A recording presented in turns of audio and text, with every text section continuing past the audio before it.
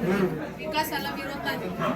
फक्त शेतकऱ्यांना अन्य होतं का म्हणे किंवा पाठी कारण की त्या ठिकाणी आता जमीन राहिल्या थोड्या जर या रस्त्यात जर शेतकऱ्याची जमीन गेल्या त्यांना भाग त्या ठिकाणी 2 कोटी मिळते आणि आपण जर 50 लाख रुपये किंवा 25 लाख रुपये देत असेल शेतकऱ्याचं मोठं प्रमाणात नुकसान आहे.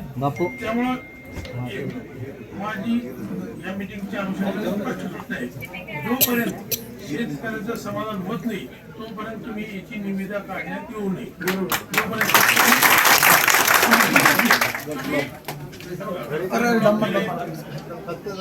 कुठल्या शेतकऱ्याला विश्वास नाही आता आपल्याकडे नियमाची अगोदर शेतकऱ्याच्या बैठका झाल्या. हा प्रकल्प आपल्याकडे येतोय शेतकऱ्याशी संवाद साधला आणि आपण ते म्हणतो वाटाघाटी त्या पद्धतीने आपलं ठरलेलं. आता यांचा रस्ता होत असताना आपल्यासोबत डिस्कस शेतकऱ्यासोबत केलंच नाही.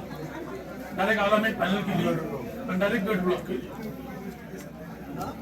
पीडब्ल्यूडी यांच्याने भगत साहेब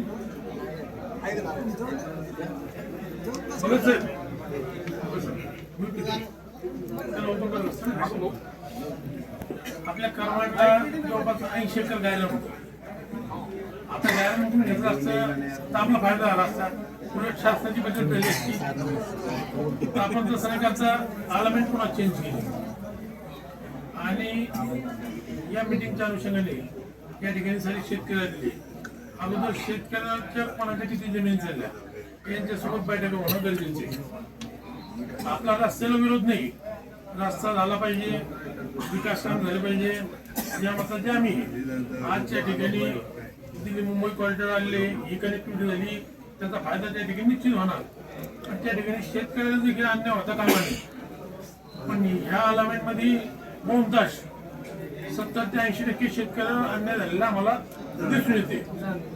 तर आपण जी टेंडर करण्याची गडबड करतोय आजच्या बैठकीच्या अनुषंगाने या ठिकाणी सांगतो जोपर्यंत आमच्या शेतकऱ्याचा समाधान होत नाही तोपर्यंत आपण टेंडर करू नये. कारण काय आज या ठिकाणी आमच्याकडे बरेचसे खरेदी खाते 1 कोटी 1.5 कोटी 2 कोटी ना त्या ठिकाणी खरेदी करत झाली. तुम्ही आता आम्हाला भूसंपादनाचा मावेला किती देणार? शेवटी